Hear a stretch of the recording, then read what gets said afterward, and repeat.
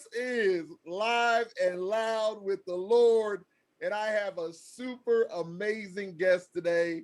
Uh, Listen, this guy right here is a pianist. Can I say what is it? What did they say? Virtuoso? Can I say that? You could say that. Listen. I'll let you say that if you want. Yeah.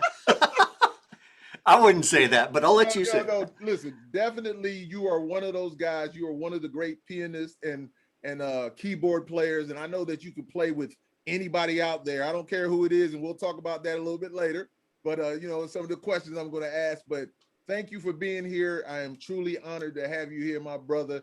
Ladies and gentlemen, it is Mr. Eric Frampton. Hello. Yeah. So listen, I like to start it off with everybody. Tell us where you are from. I am from a little tiny town in South Georgia called Tifton. Okay. That is known for, let's see, the Georgia Agrorama, whatever that is now, like an old historic agricultural thing. And okay. Abraham Baldwin College is down there. Mm-hmm. And I don't know what's down there now. I haven't been back in a long time. Been a long time. Long time. But yeah, just you driving down I-75, there's just like a dot on the interstate. That's it. I got you. Small town in Georgia. All right, Tifton. Respect the Tifton. Respect the Tifton for birthing one of the greatest. Let's say that. All right. Okay. So you are classically trained in piano since the age of 5. Yes, I read it. I did a little research. Well, thank you. Were you a protege, or did your parents introduce you to the piano?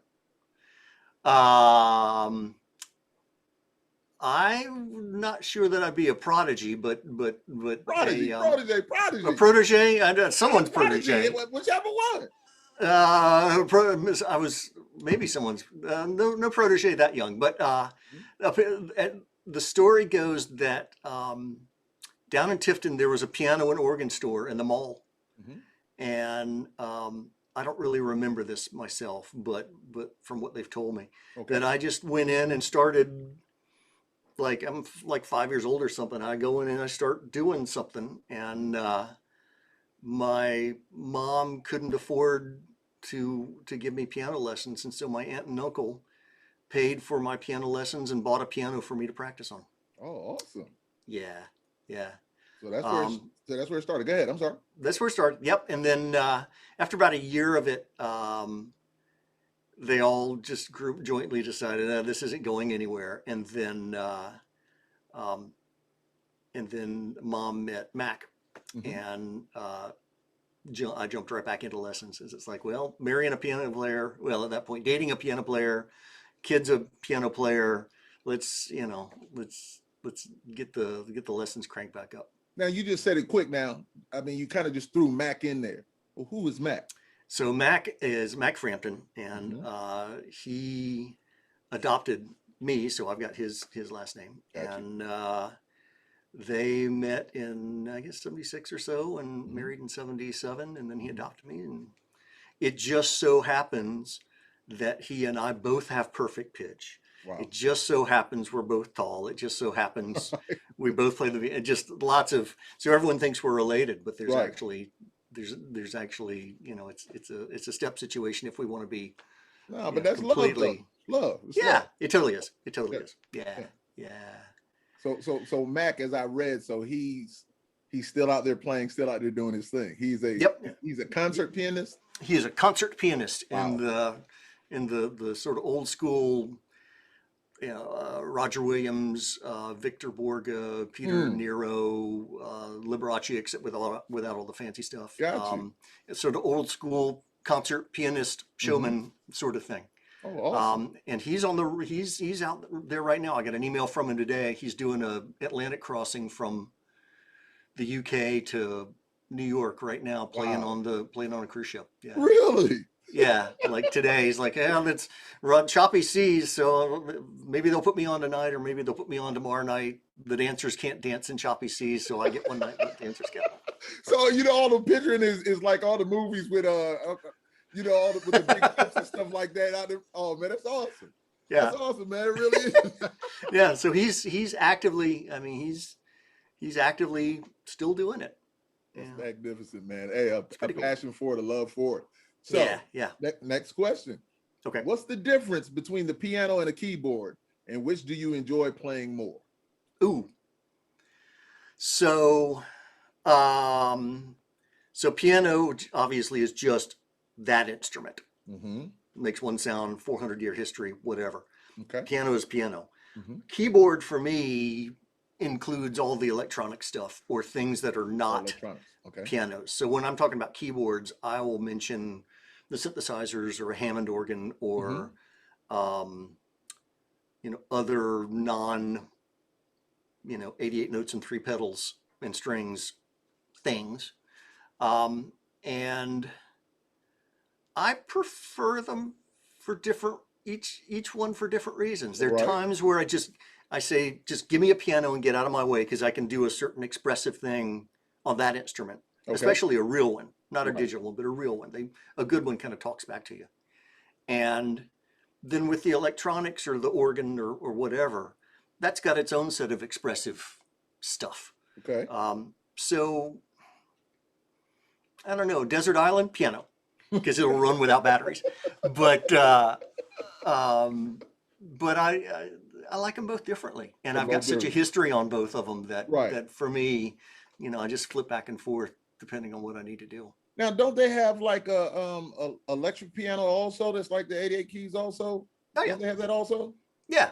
So, they've got digital ones and yeah. Mm-hmm. So are the sounds close, or can you really tell the difference between them?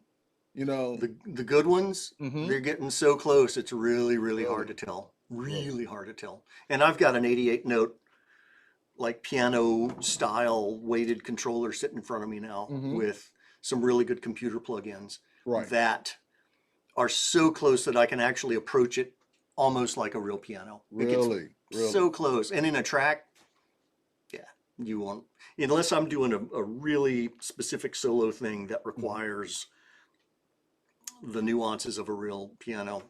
It's so close you can, the piano diehards out there are gonna like blow up your YouTube saying, what's he talking about? But in practical terms, and this is also talking with my dad about it. He's old school piano. He didn't care about the electronic stuff. Really? That's my world. He doesn't know what to do with it. He's a purist then. He is a purist, and synthesizers. He calls me up. He's like, you come in and do the thing. Right. But even he says, they're some of these newer digital, like newer than the past 8 or 10 years, digital instruments. He's like, I can't lean into it like a real one. Right. It still hits a certain wall at a certain point. The digits just can't, full on is full on. Right. But it's gotten so close now that you can be really pretty expressive on the digital machines. So what is the best actual piano? What's the best one? Steinway, or I know some other ones, but what's the best one? I don't know. People have different tastes. What do you like? I like a good Yamaha for pop and rock stuff because they tend to poke a little bit. Okay. I like a good Steinway for more expressive things. Schimmel is another German company that I really like. Let's see. Börsendorfers are neat, but I'm not sure I really like the tone of them for the kind of things that I might play. Okay. I haven't spent a whole lot of time on other acoustic pianos in a long time. Those are kind of the ones that I see. So are you more playing like electronic, more electronic pianos and keyboards and stuff now? Yeah. Okay. Yeah. Most of my calls are for synth related. Well, you're great at it. So, and I'm going to talk about something, something that I enjoy. I'll get to it in a little bit. So. Okay. So you have played and toured with some of the biggest names in music, and this speaks to your talent level. Who was the first major artist you worked with or for? First major artist that I worked with or for that probably that people might have heard of. Of course, I toured with my dad, but not everyone's heard of. Like I said, he's a little more old school, so a lot of people wouldn't have heard of him. But I would consider it maybe Mother's Finest is like my first sort of serious bus tour. That's the first time I really spent some time in foreign countries and had to learn to live on a bus and do the whole thing. So yeah, I'd say Mother's Finest. Mother's Finest. And ladies and gentlemen, I want you to know, Lord Nelson knows a few people. I don't know everybody, but I know some great ones that have done some great things. Indeed, indeed. And I'm going to get more on that in a second, man. Okay. Yeah, Okay. I love that. I love that. Now, if you would, for my enjoyment, now I'm getting into it. Okay. Drop a few of the artists you have had the pleasure of working with. And I got a list here, but I'm going to let you go first, just in case I have to say anything. Okay.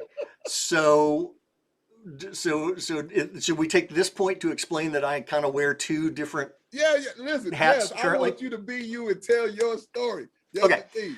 So I can name off a list of household names, but of those people I tour that I've toured with, I've teched for most of them as a keyboard technician, as the guy who sets up and maintains their pianos or electronics or whatever.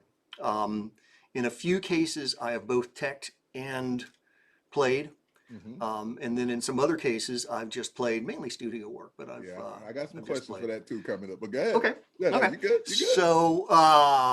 So in no particular order, let's see, B-52s, Paul Simon, and Paul Simon had like Bikiti and Steve Gadd and all those cats, like the heavy cats on that one. It's like, oh my God. Wow. And let's see. So after B's, we did this flashback tour that was just this one-off thing from a guy in like down in South Georgia put this thing together. And when it toured for the very brief time that it toured, it was the largest arena act on the road, really, on the planet for the little brief time that it toured. No one ever heard of it. It went nowhere. But boy, did we get some amazing photos. Right. It's like, flashback? What flashback? But oh my God, you should see the pictures, you know. Right. So the flashback thing, I did a run with oh, my computer's blowing up here. Did a run with Yanning, and then I jumped back off the road doing that stuff and went back to playing full time, and of course did the Stuck Mojo records with you guys, and did the Fozzy stuff with Rich and Chris, and played on our good friend Mike Martin's record, his solo record back in the day. And let's see, then I jumped back on the road and went out with the band Boston for a tour. Right, amazing. That was one of those, just standing in the room watching Tom Schultz play those classic, like, I grew up as a rock keyboard player, you know, trying to deconstruct those Hammond parts and stuff, and just being in the room watching this guy. Right. I started crying. It was one of those sort of peak life moments. I mean, it's now it sounds kind of silly to say, but I'm just standing back across the room. We're in a rehearsal thing or whatever. It's just him warming up and just me jumping into a keyboard technician spot. Right. Because he didn't need a keyboard player. And I'm watching this stuff happen. I got all like weepy, because it's like, wow, in my wildest dreams, I never thought when I was a kid growing up, listening to those old Boston records, that I'd be standing in the room with the guy. Right. Much less working like shoulder to shoulder with him. There's a picture of the whole crew, of the whole company at the end of the tour, and I'm like, and we're both tall. He's your height. Right. And, you know, we're both just standing there looking at each other like, oh, hey, you know. So the Boston thing, and then that led to Lionel Richie. And I've been with Lionel for the past, I guess, since 2015. Yeah. And then studio stuff, I worked with, I got the opportunity to work with Ed Roland in some of his various projects, the Collective Soul things. And I don't know if any of my tracks actually made it to any of the records, but in the room there doing the thing. And then what else am I forgetting? There's probably more, but I'm blanking out on the spot. No, look, I mean, those are basically the ones, you know, Collective Soul, Billy Currington, Yeah, Greg Manning, Tate Stevens. yeah. Did you ever play with Stevie Wonder? No. The closest I got to Stevie was Paul Simon was given the Gershwin Award, the Library of Congress Gershwin Award, which coincidentally they are giving another one of my employers, Lionel Richie, this year. So I've worked for two of them. But so Paul Simon, and on that show were all these like heavy cats, and Stevie was one of them. Right. And so that's the closest I've ever gotten to him, is just rubbing elbows with him and setting up his piano and his microphone and doing the thing before he hits the deck. I remember us having a conversation. I don't know when it was. You and I had a conversation about, or maybe you were just playing some Stevie Wonder. I just think you just broke into it and started playing it. And this is kind of like when I first got with Stuck Mojo. Because remember we did the show down in Macon. I think that was the first one. You were on that one too. You were there with us. And I just remember you just started playing. I was just like, man, this guy right here he's that guy. He's that dude. Because I was just like, oh man, this is beautiful. It's beautiful. So now I'm asking some extra things, because Lionel Richie, the Commodores, I like, they're in my constant rotation. Oh yeah. Zoom is like one of my. Oh yeah. I listen to Zoom a whole lot. And like when I get emotional listening to it, because I'm just picturing what the song is saying. You know, the words are so amazing. And I just like to get away. I just want to fly away. I just want to go to another place where I can be free, man. And sometimes, we all feel like that. I believe so. So anyway, Lionel Richie is amazing. So you've been with him for a long time. I mean, seeing his greatness, what is that like, man? I mean, it's Lionel Richie, man. I'm fanning out right here. I'm fanning out on YouTube right now. So what is that like, man? Lionel Richie. Well, first of all, he's a nice guy. Like, just full stop, nice guy. I don't get to, or have to, or however you want to say it. I don't get to interact with him very much. Right.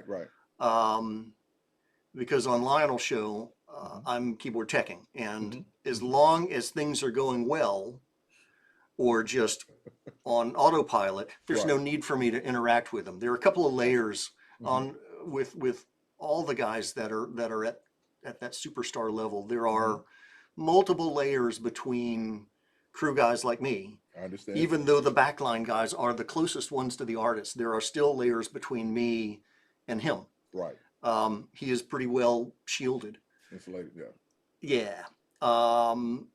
But that said, if I've got a question like, hey, would it bug you if blah blah blah blah blah, or hey, what's going on with this, I can knock on his door and go, hey, I got a question for the boss. Indeed. What's what do we do about this? Right. He so I don't get like lots of downtime with him or anything. But he respects you, though. For you to be able to come up like that, he respects you. He does. To his credit, he is super polite and friendly, and he's just, with everyone I've seen him interact with, he's total pro all the time. Yeah. And even the people that he doesn't necessarily know, he is still very respectful of, even if he doesn't know their name. He's like that all around. And I think after 6 years of it, I think he's kind of starting to recognize me. I think. I think. As tall as you are, listen, he sees you and he knows you. You better believe that. Yeah, I'm not sure he still even knows my last name, but I think he recognizes me, because if there's something going on, he'll be like, hey, come here. Because at a certain point, it almost doesn't matter if he knows my name. I'm a trusted person. It's someone that I'm always on the periphery, even if I don't say anything. And I'm one of those people that's kind of familiar enough that if we're in you know, New Bumble wherever, Right. then I'm a familiar face that he can go, oh, I know you. Come here. Let's deal with this thing. So uh, so he's even then I'm just you know, I'm a guy in his crew. I solve a problem and then I disappear. You know, Ladies it's and gentlemen, he's humble, and it's all beautiful though. But yeah. you know, I can respect that. I can respect that. Okay, all right. So you play piano as well as produce and compose. Mhm. Which of these drives your mental car the most? Ooh. Ooh. Um.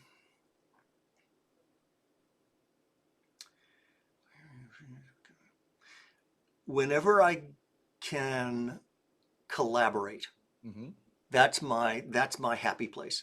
Right. So if I'm composing a piece with someone and we can bounce back and forth, or I'm producing a project and we can bounce back and forth, or I'm playing piano and accompanying someone and we can bounce back, that collaboration is what really, more than any one of those things in particular, the creative process, or the process of creating. Yeah, well, the process of creating, which is the creative process. Uh, um, Whenever I can collaborate, Okay. that's my happy place. That's my happy Collaboration. place. I got you, Yeah, man. All right, all yeah. right. So now let me get my read on, because this is the one where I Okay, want to get into a little something right here. And okay. this is just me bigging you up, just giving you all the respect in the world and some of your other brethren. So when you play the piano, you truly play it with passion, and it is obvious you love it. I'd like to tell you that the song by Agent Cooper is one of my most favorite songs. Oh, And your playing is great, and Doug's singing complements the orchestration beautifully. It's a magical song to me. thank you. Yeah, yeah, yeah. Tell me more about Agent Cooper, which came from Salem Ash, if I'm correct, Yep, yep. and also finish that up with Electric Avenue. Okay. So, so I'm just trying to think of the timeline here. Agent Cooper started out with Doug and a drummer named Forrest Robinson. Okay. Oh, what a great name. Oh yeah, Forrest is like one of those world-class cats, just Gotcha. amazing. And Forrest was friends with a mutual friend of mine, Mm-hmm. in the music business. Hello, Brian.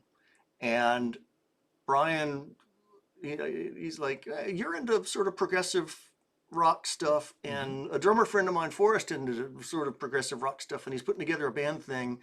Let's go out to lunch sometime, and Mm-hmm. I'll introduce you, and let's see if y'all have anything to talk about. Right. Well, turns out we both love Kate Bush. So, in addition to a zillion other things, but it's like, oh, really? Okay, Right. cool. So Forrest told me more about the Cooper project, Mm-hmm. and introduced me to Doug, and we did a little bit of jamming around, just the three of us. And I knew a bassist from many, many, many years of band projects, Right. Glenn Longmire, Mm-hmm. who was also in Hip Heavy Lip and Rain, and I don't remember what all else. But Rain. That was the other one. uh, I meant to say Rain also. yep, Yeah. yep. And Glenn was like, "Yeah, I'm not working on anything. Let's sink my teeth into some stuff." And so Glenn came in, and we did that first Cooper record, Mm-hmm. and then midway through the second Cooper record, Glenn moved out of town, Mm-hmm. I think for work, and Forrest moved to LA to seek greener pastures. Gotcha. And at that point, we brought in Frank Fonseray Mm-hmm. to finish up that second record, and Okay. we brought in Sean Delson to finish that second record. Right. So that whole record is really, it's like it's me and Doug, and then two other halves of Right. bands kind of coming back around us. Right. Um, and then the third one was Ganesh Girijaya, who I had Ganesh. been working with in Yacht Rock Schooner Mm-hmm. cover band, Mm-hmm. um, part of the yacht rock family of bands. Scooter. So I brought Ganesh in, and then separately Mike Martin came in, just because he had been in the cloud with us. You know, I'd known Mike since the working at Ken Stanton Music back in the 90s. Right. And I think Sean had known him from maybe either Mojo stuff or Fosse stuff or both, or I'm not clear where he came in there. Mm-hmm. It's been a long time now and a lot of dead brain cells. Forgive me. We both understand that. So Mike came in, and it was for a minute. Agent Cooper was a 5-piece thing. Mm-hmm. And meanwhile, the Yacht Rock Schooner thing had been going in the background. Mm-hmm. I've been playing in that in between teching on the road for the other folks, and some of us.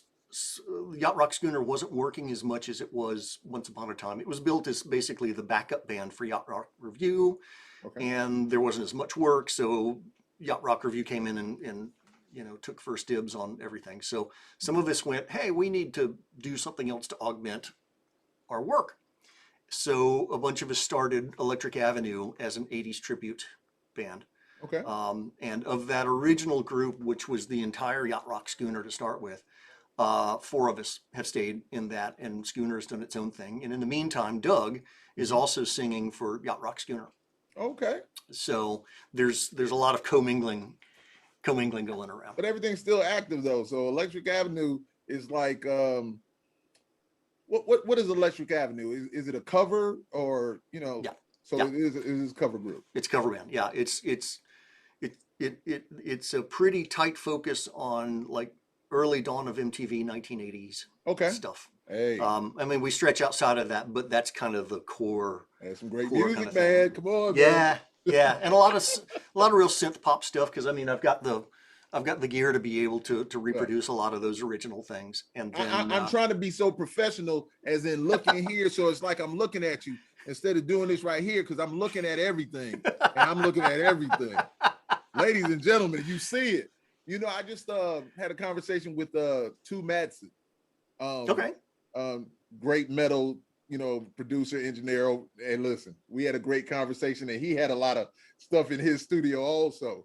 And anyway, it's beautiful. Same kind of thing there, man. I'm trying not to look, man. I'm trying to if I could pick the camera, like I know what I'm doing. I'm working on it, ladies. If I could pick up the camera and move it, I'd be happy to give you the tour, but I'm sort of stuck right. Hey, right man, here. it's amazing. It's amazing. It's amazing. Well, all right. you. So next, what tour has been the best for you playing and/or teching? Ooh.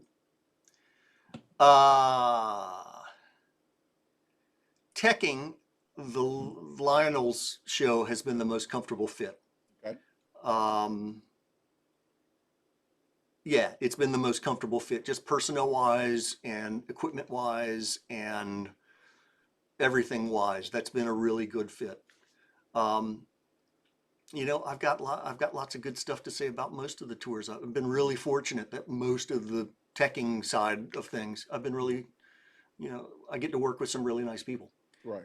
You hear these horror stories of just crews and bands that just hate each other. Right. And there's always the token asshole on the crew or whatever.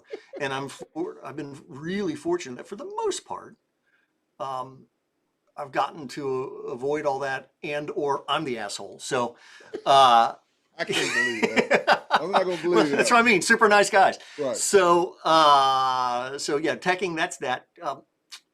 Playing. Of course, I haven't done the playing at that super duper level, but just fun wise, the Electric Avenue gig's been fun. Schooner was fun for a while. That things sort of went weird there, but was fun for a long time. And I gotta say, the Mother's Finest thing was a lot of fun, because it was a kind of a lesson in kind of a lesson in groove Right. from Wizard. I mean, this is we all met for the first time Hmm. in Europe. I didn't get to rehearse with them on this Really? side. We're on separate flights, and like, okay, we're going to rehearse in Europe for this tour. Hmm. We've found a spot. Let's get in and do the thing. Right. And Moses Mo, to his credit, just sort of went out on a limb and said, "I got your guy." And so I was like, "Oh Lordy, I don't want to screw this thing up." They knew Uh, you weren't. They know talent, man. They well, know talent. They knew you were going to handle business, man. but I was so wet behind the ears. Boy, howdy. Such a young 30, but Hey. um, it getting to work with him and with the rest of that band. Sean O'Rourke was on drums for that first tour, and getting to work with those guys and really just him standing over me Hmm. with his bass just going, no, you're not quite there yet. Right. Keep going this way. And I, in hindsight, I wish I'd had someone to do that, 15 years earlier, so I could just walk in and go, got it. But they had the patience, and that was a lot of fun to play those songs live. That was a lot. The music, boy howdy, that music is a lot of fun to play. And Something about playing live, man. Something about playing yeah, live. well, and they're just their flavor of the funk rock kind of Hmm. thing. It just kind of makes me tingle to play this stuff. You still get chills from that. I do, I love and that. when Let you know how much it meant to you. That's it beautiful. did, yeah, Yeah. and if I'm in another band thing where we're covering it or whatever, and it's like, someone calls one of their tunes, I'm like, see if I can remember this. Oh yeah, here's, and it's like jumping back on a bike, and it's just everything just feels good. It's just so fun to play their stuff. Got you. Well, So yeah, no, go ahead. No, I don't mean to cut you off. Go yeah, ahead. that's it. No, I was that I don't just want to mess fun that. I don't want wise. to mess that up now. I want you to Yeah, focus. that's a happy place. That's the musical part of that's a really, really happy place. Got you. Because I was just going to ask you about you guys. Agent Cooper did a tour with Tony McAlpine, right? Yep, How was yep. that? I kind of remember because I was talking to Sean back and forth a little bit. Yeah, that was tough. Um, that was tough. It was I don't remember the exact number, but it was some just insane number of cities Mhm. in a very, very, very, very tight schedule. Right. Um, and the the way it worked out, without going into a whole bunch of unnecessary detail, Got you. was just they were nice cats. I mean, nothing. I mean, McAlpine was the nicest guy, and Mhm. Achilles, his drummer, was just a sweetheart. I mean, it was a great bunch, and McAlpine's just a ridiculous musician. Just, oh my gosh, that guy's Yeah. off of just Right. next level, Hmm. next level. Um, that was tough. Just the scheduling, and we weren't playing. We were our own crew, Right. so we're loading in front of his whole thing, Right. which on these stages that really had no business trying to support two bands Too bad. Got you. squeezed on there. So there Yeah. was some logistical stuff, Yeah. and that was tough. That was a tough tour. They're not all easy, ladies and gentlemen. Mm-mm. No. I don't think a lot of people really understand because outside looking in that it's work that we enjoy it. Yeah. We enjoy when we get on that stage. I've enjoyed every moment that I've been on stage, but it's more work than they think it is. On the tour bus and just like you said, load in, load out. Volbeat spoiled us so much when we went with Volbeat Oh. because we didn't have to Yeah. touch anything. Everything was like Oh, love, wow. man. It was love. So Wow. hey, Wow. you once again you get out there and you live and you learn. You live and you learn. All right. Right. Next thing, sir. You have written 6 musicals. Yes. That's impressive. With you being so busy, what are the titles and what are they about and where can we hear or see them? Because I'm interested. I'm just like, hey, 6 musicals. What's the deal? Yeah, they were all produced um, uh, with particular theaters, Atlanta theaters in mind. Hmm. Um, they're not like generally in touring productions or in rotation anywhere. So Okay, it's not like you can like run out to off Broadway and see one of them or something. got you. But the very first one, that actually the thing that got me started, that allowed me to quit the day job in music retail, which I'm Hmm. not meant to do. I'm not cut out for. I don't deal with people very well. Uh, was for Georgia Shakespeare Festival, which Hmm. is now sadly defunct. Okay. But it was a musical version of Twelfth Night, and I was contacted by a director named John Briggs, Hmm. and I don't remember where he picked up my name, but oh, I know where I think I know where he picked it up. It was from Scott Patton, and Scott Patton is has since been known as the guitarist and musical director for Sugarland. So again, these circles sort Okay. of commingle. But John Briggs called me and said, I'm working on this musical for Twelfth Night. You come recommended as someone that could help do the arrangements and whatever.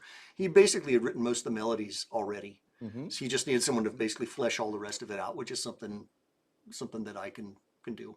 Right. So Twelfth Night, that was in 1996. Hmm. Same year, I co-wrote a children's musical based on the Nightingale. Hmm. Um, and then from there, let's see, so those are the first two, and then I know I'm going to forget. There's three we did at four we did at Dad's Garage Theater in Atlanta. Okay. There was the first one was called Song of the Living Dead, which is all about zombies. Okay. And then there's The Change, which is a teenage werewolf sort of thing.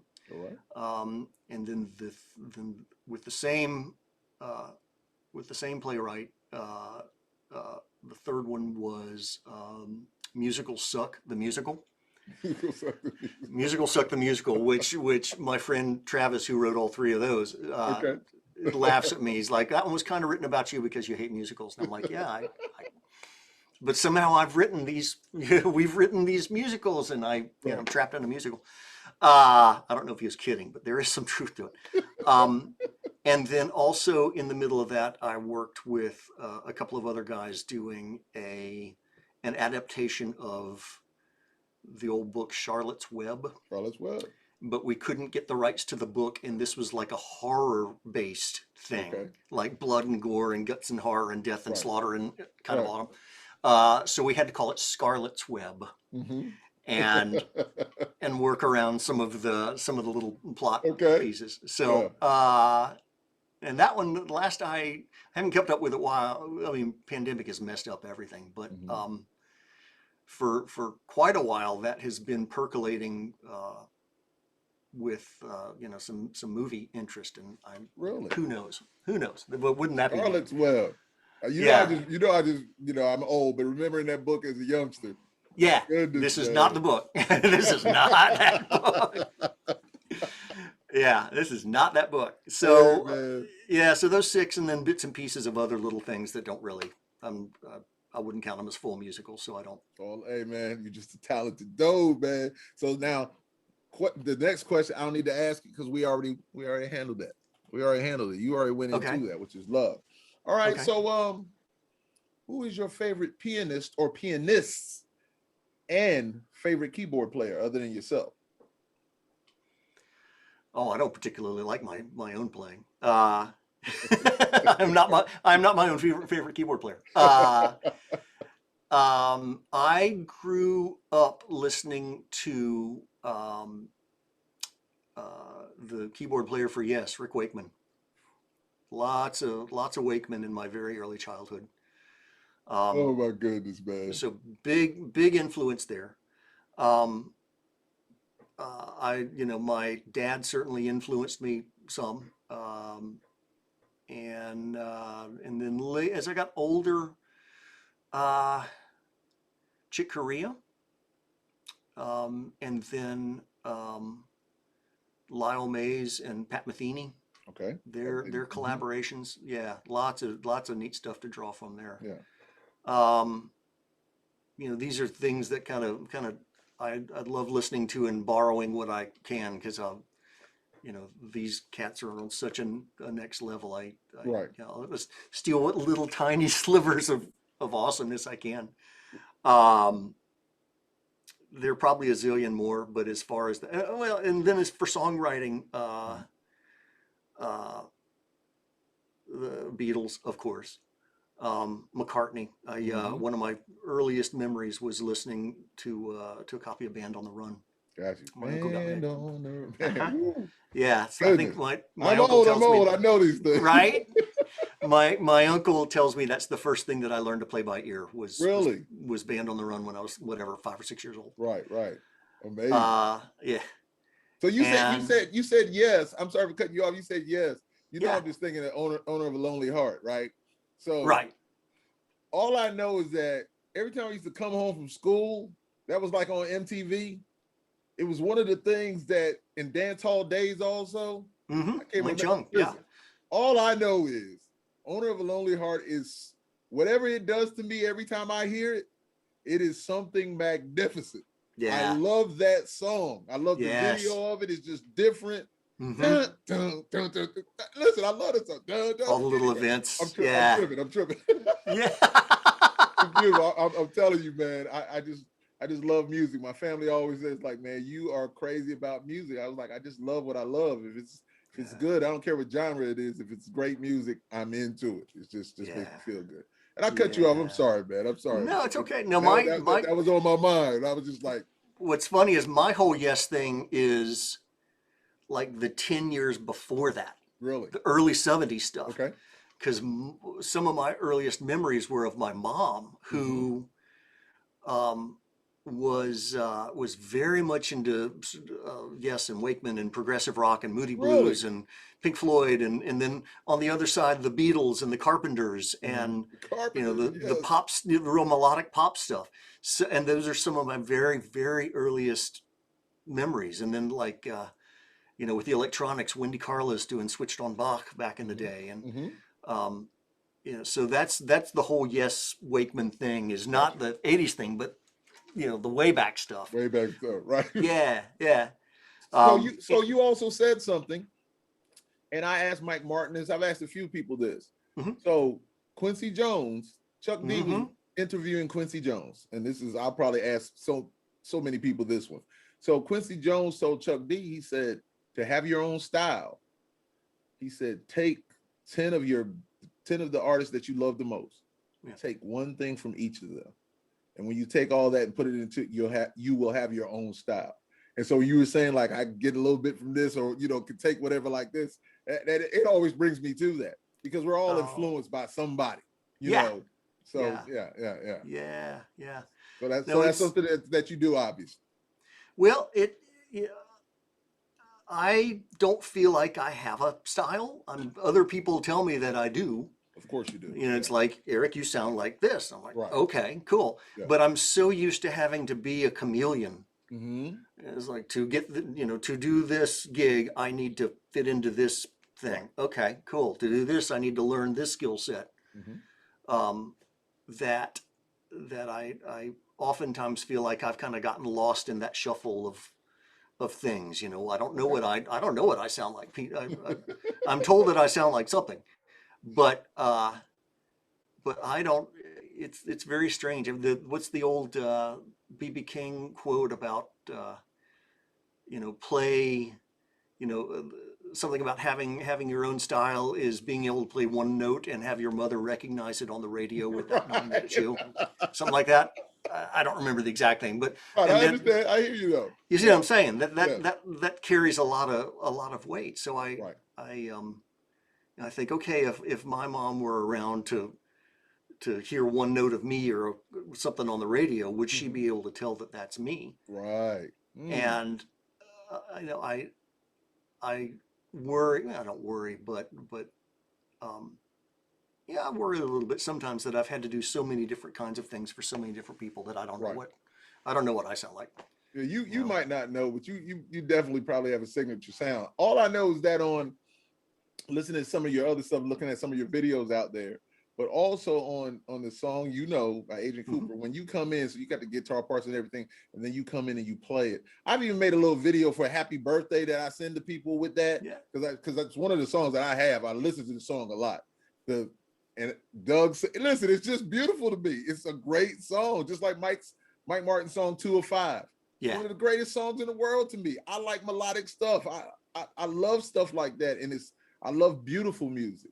So when you get to playing, man, it's just like, oh my God, man. I can just sit back and I don't want anybody, just don't bother me. Leave me alone.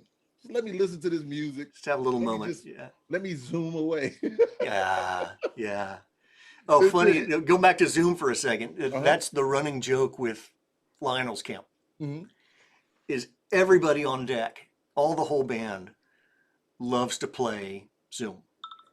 They all love that tune, and from what little bit I've spoken about it with some of the guys, it hits them in the same way, the exact same way you just described. Exactly, like they describe it in the same words, and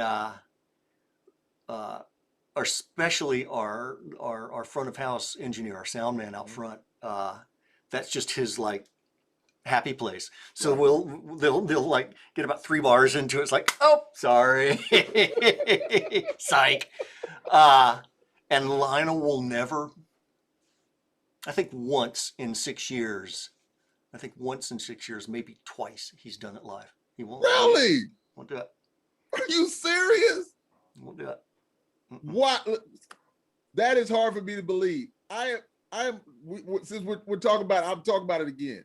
Mm-hmm. That song I don't know what it is. It takes me back to being a kid again. When it was first out. I always tell people that, and I don't know if you agree or not, music is a time machine. Oh yeah. And Mm-hmm. when I hear that song, my whole being is back there. I am a child again. And I'm like, I can hear, my mom and my dad playing it, because, we always had music in the house. Lionel Richie, man, you got to play. I don't know why you didn't play this song. That song is amazing. Won't do it. For whatever reason, man, and his vocals, his voice is one of the best ever. And Stuck on, what is it? Stuck on You? Mm-hmm. Oh my God. Does he play that? Mm-hmm. Yeah. What's funny is the audience sings about half of it. Yes, they do. Audience sings about half his show now. Lionel Richie has songs that are so iconic. He's, of course, an icon. Yeah. Those songs are so iconic, and they make you feel. Anyway, I can Put go you in a on place, and talk. yeah. I can start running down. I listen to the Commodore's greatest hits. I listen to Lionel Richie. I listen to Penny Lover. I'll just start running them off. Anyway, I love the man. The man is amazing. He's amazing. He's amazing. Well, and also to double back on something we talked about a second ago, you were asking about what's he like to be with, and it's very funny for me because I've got this weird sense of fame versus like present tense reality. I mean, there's a better way to describe it, but to me, when I'm knocking on the door, a part of my brain's like, this dude was just on the cover of People magazine. Right. And another part of my brain is going, I don't care that he's on the cover of People magazine. We got a show to do, right, and I got to talk with this guy, and we got to figure out whatever little thing it is. Aside from all that, we're two guys having a conversation about human. Yeah, we're two guys having a conversation about how to make some music. Right, indeed. And not to belittle any, but no, I understand. It's in my brain with some of the folks that I've had to work with. I kind of have to just put that away. Right. And just kind of go, aside from all the brilliance in life, listened to your records my entire life and everything else, put that aside for a minute. We got to deal with this thing. Right. That is very immediate, and we're human. And so we're gonna deal. There was a Paul Simon story. I love to tell this. I don't have a whole lot of road stories. Okay. But Paul Simon, is I'm kind of OCD. Mm-hmm. Paul Simon is kind of OCD. Okay. He likes things to be just so. Right. And so the time came for some. I was on the tour for the album Surprise. It had just come out. Okay. And the word, and I'm the new guy. Mm-hmm. The word travels down from his guitar tech or whoever. It's like, hey, they need some keyboard programming done. You need to get online and download and blah, blah, blah, blah. And I'm like, I'd already listened to this record to prep for this show. Right. So I said, give me a set of headphones and get out of my way. Right. And they're like, okay. So I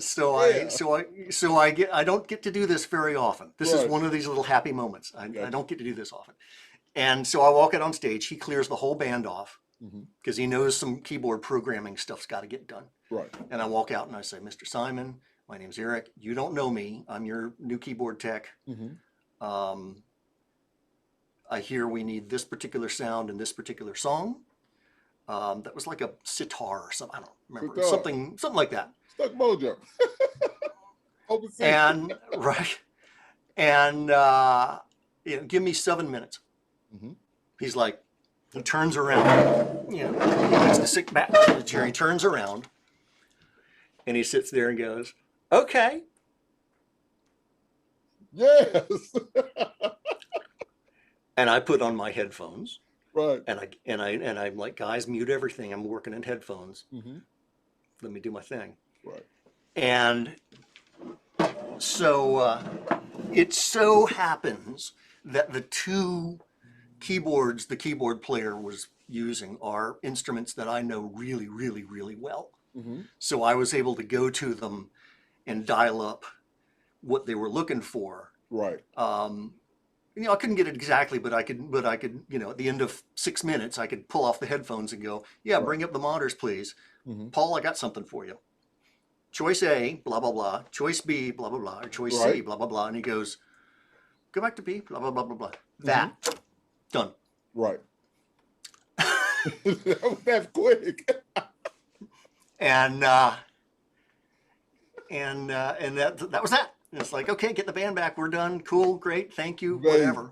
Yes. And from there on, the rest of the tour, here's Paul Simon is like, what do you hear? I got all these guys hearing whatever. He's like, if you hear something that I've missed, come let me know, because obviously you're hearing something. Right. It did. Like, okay, yes, sir, yes, sir, yes, sir, yes, sir. But it was one of those. You were prepared. It was one of those moments I was actually prepared for it. Yeah. Wow, man! Listen, and that says so much. You were ready for the game. I was ready. The coach put you in, and look. And it's like, okay, here we go. I'm hitting this shot at the buzzer. What are you talking about? I'm hitting all my free throws. I'm perfect. What are you talking about? And then just the confidence to go up there and say, that's Paul Simon, but you know what you do. And you were so confident in what you did, and you didn't shoot your load. If I can say, you didn't shoot your load. It was just like, I'm here, and I'm going to enjoy this properly. And bam, there it is. Let's do a thing. Around, because he was just like, oh. He was like, impress me. And I'm like, okay, here we go. Like I said, I don't get to ever gloat. I never get to gloat. But that's one of those stories where it's like, okay, I'm going to take this one. Awesome. I'm going to take this one. That's awesome, man. That's awesome. I love that. I love it. It's a happy moment. Happy life moment. Yeah. All right. So yeah, I know people always ask who you're influenced by, but I believe this question should always be asked. So talk to me. Who are you influenced by? I know we've talked about it a little bit, but who are you really influenced by? Wow. I'm hearing rumbling in the background. I'm like, what just happened here? Oh, my air conditioning kicked in. Great. That sort of goes hand in hand with the list of keyboard player, list of musicians. That's sort of the answer there. I mean, I listen to so much random different stuff that I couldn't even, go back to the keyboard answer. That's the answer. So you're more influenced. You're influenced. Okay, I got you. It's the music. You love the music. It's Look, yeah, and I'm not a lyric writer, so I don't, you know, I don't, yeah, I don't know enough to appreciate, you know, good or bad or whatever in different lyrics. I don't have that gift. I got you. But certain musical things, yeah, those a lot of the keyboard players I rattled off earlier are Okay. composers as well. So So you're in fact, influenced. Okay. all of them are. I So got that very much you. Okay. ties in together. Yeah. So, what is it about the sonics of a piano or a keyboard that moves you spiritually? What is it? Yeah. Ooh, I like that. Um,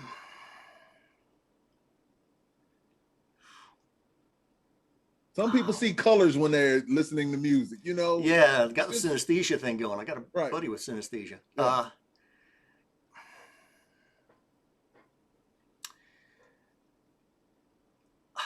I don't know how to answer that.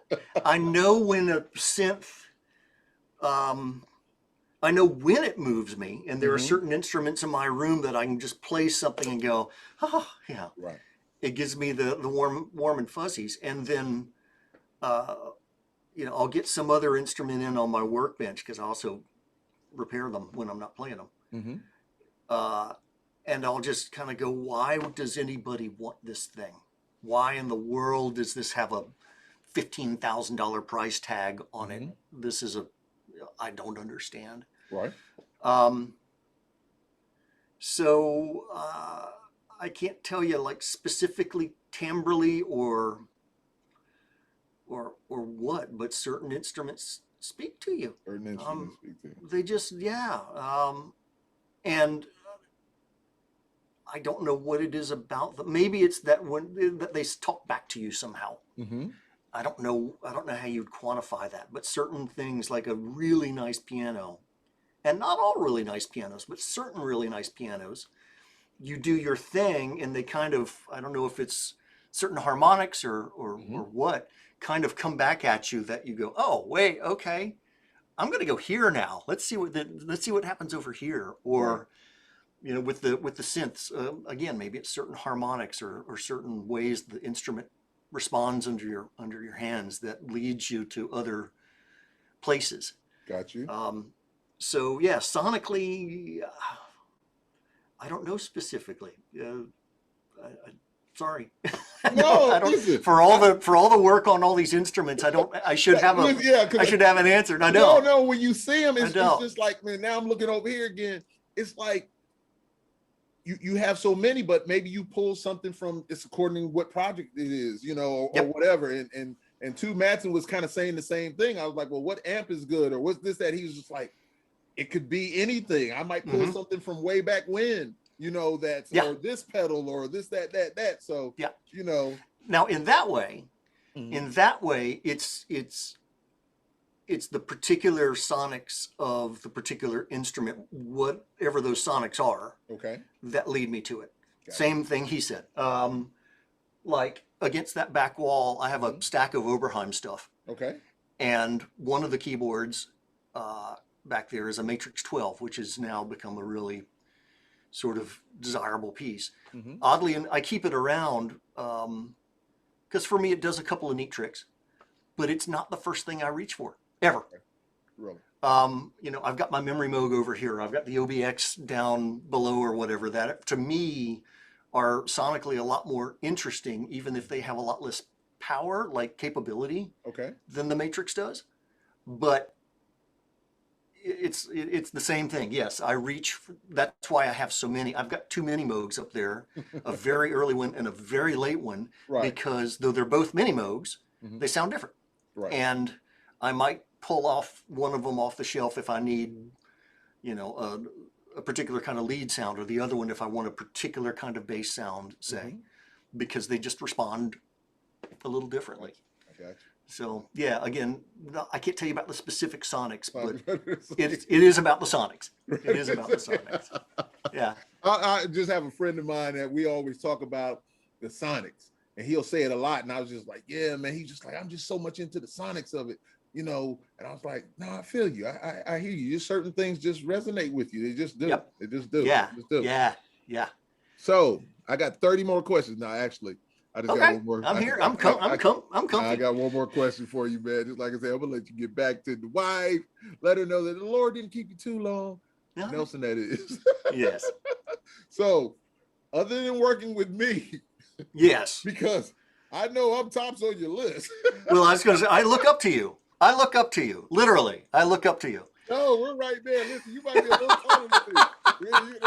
We're close. Are you shrinking yet? But, Are you shrinking yet? No. No.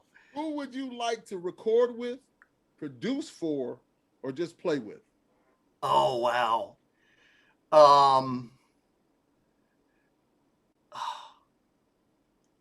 Golly, Yeah, I want you to think. I want you to. So many people. So many these people are my I'd own love. questions too. I didn't get these from anybody. These are my questions. Yeah, they are.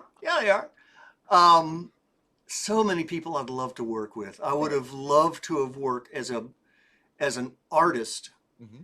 I would have loved to have worked next to Trevor Horn, the producer. Mm-hmm. I would have loved to have worked next to David Foster, producer. David Foster. Ooh. Yeah. Woo. Wow. Yeah, hits. Yeah. Madonna's guy, Toy Matinee guy, Pat. I'm spacing on his last name right now. It'll come to me as soon as we click off. Anyway, and then as far as artists, yeah, back in the day, I desperately wanted Wakeman to break an arm so I could play in Yes. Right. No, not that I wished any bad. You get the point. I understand what you're saying. Indeed. Yeah, no ill will anywhere, people. Of course not. Of course not. But no, I really wanted to play in Yes. When I was in my teenage years, Mm-hmm. I thought it would be really cool to play with somebody like Sting or Peter Gabriel, or on a more pop sensibility, someone like Mr. Mister. They were doing stuff that really resonated with me. Oh, yes, they were. Sort of the like intelligent pop kind of stuff. It's like, oh, I'd really love to do, that kind of intelligent pop thing before it got completely wiped off the map by grunge. That was the end of that. And then things went a different ways. But of course. For a moment there was that little window of like, oh yeah, it's the last gasp of guys that could actually play and write like,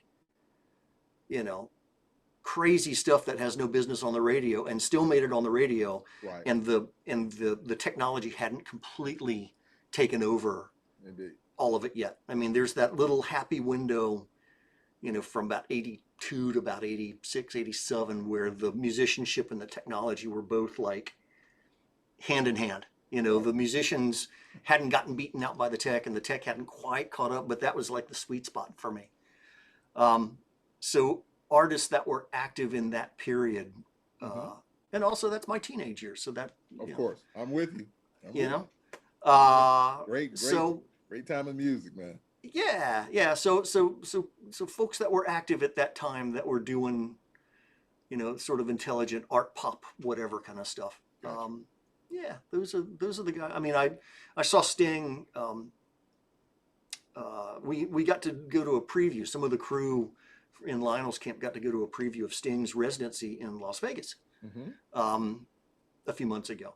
And it's just like 20 of us in the audience in the big Caesars thing, and it's like, wow, us, cool. Right. And as I'm watching the show go down, I'm like, boy, howdy, this, in a different lifetime, this would have been really a cool gig to have ended up with. Yeah, if I could see, I've never seen Sting in person, but if I could just have him like do Fortress, what's the other song? Goodness, why am I struggling with it? It's just which record? Oh my goodness, what's the one where he's in the field? Fields of Gold. Fields of Gold. Yeah. Listen, those two songs, man. Once again, that feeling. I play those songs. These are songs that I play. I'm telling you, I keep them in my rotation. It's a lot of songs that I keep in rotation. And once again, when I have family members with me, they're just like, my kids are like, Dad. My wife is just like, but the thing is, my son, he's like, he hears and he's like, man, you made me hate so much music because of this. But his twin sister, My oldest daughter, she's kind of like, indifferent. But my his twin sister, she now, all those songs that I used to play, she listens to them all. And she's like me. She's got that vibe like I have. And she's just like, oh, Dad. Dad, I was listening to this, Dad. I remember it. I was just like, yeah, I know it's good music. Yeah. Yeah.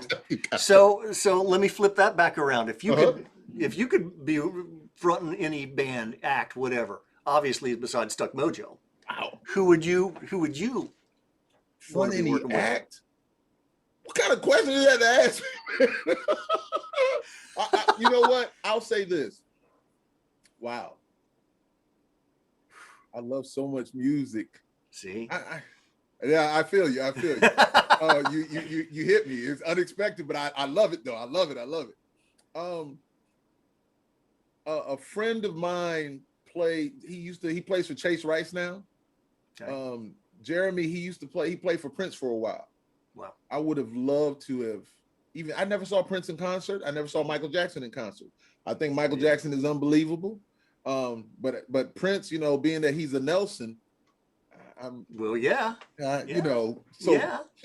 I would love to have done something with Prince. He's amazing to me. I listen to Prince music still to this day. Yeah.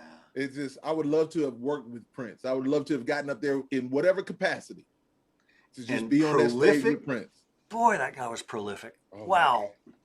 So much stuff. So much stuff. And let me say this, where he got with what's my man from the Cars? What's the song? They did the Beatles song. Oh.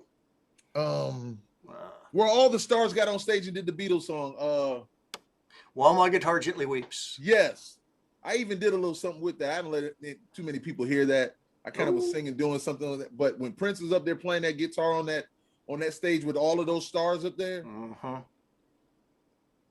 amazing. And I put a post out there. It got so many people responded to it. But I was like, do you guys know the greatness of this guy and how they let him do what he was doing? It was just like, handle your business. And he got all those cats on stage and they all just went, here we go. And it was amazing because everybody on that stage was amazing. Every single one was a great artist. Yeah. And, I still watch that a lot. I have that downloaded, as I like to say, downlorded. but I would love to have worked with Prince. Fronting a whole band, I don't know about that. It's like I have so much respect for all those artists. I would just like to stand beside them and do some things, Yeah. So that's my answer to that. That was pretty good. That's Eric. That's pretty good. That's pretty I'm good. just curious. I like it. But like I told Mike, I'm willing to work. I want to do anything. The thing that I'm doing right now, you see this Plastic Catastrophe with Lord Nelson is what I'm doing right now. We're almost finished with this new album. And it's been so much fun working with Matt Acevedo. Once again, he does everything. And he's kind of like a Rich and kind of like my man Sebastian from Lies and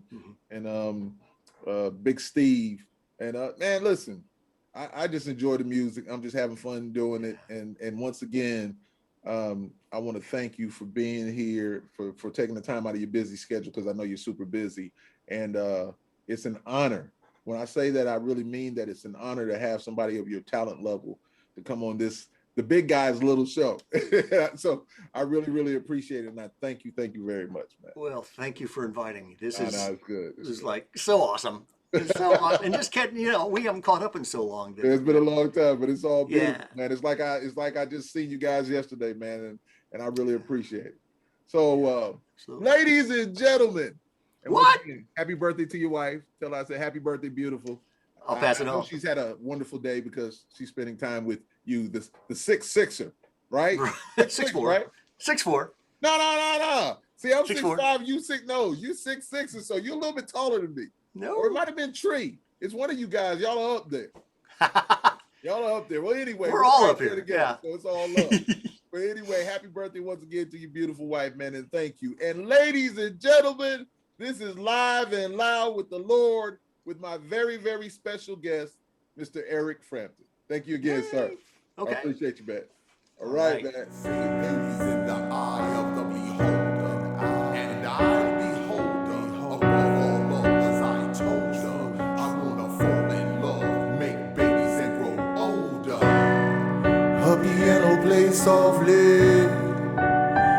soothes my mind.